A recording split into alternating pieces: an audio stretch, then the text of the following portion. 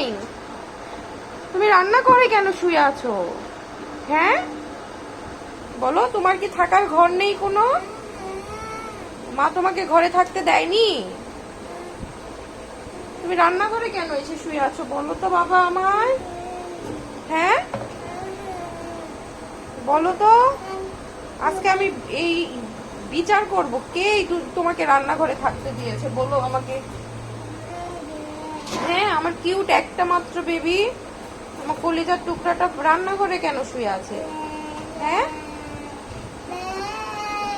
কেন রান্নাঘরে শুয়ে আছো বলো তো? কেন শুয়ে আছো বাবু রান্নাঘরে তুমি? তোমাকে কেউ বকা দিয়েছে? এটা কোনো কথা হলো? আমার সোনা বাচ্চাটা রান্না করে শুয়ে আছে এরকম করে মেঝেতে এসে।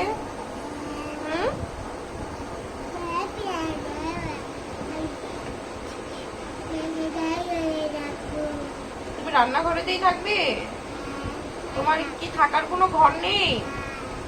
বাবা মা তোমাকে থাকার জন্য কি রান্নাঘরটাই দিয়েছে, ঘর দেয় নাই? তোমার ঘর নেই কোনো?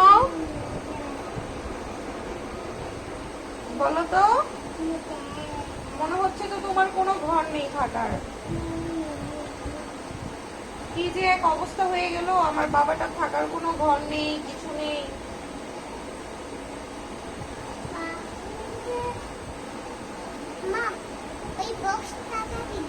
কোন বক্স? না ওগুলো বক্স সব দরকারি বক্স বাবা, ওটার মধ্যে ওই যে টোস্টার আছে। না না না ওটাতে হচ্ছে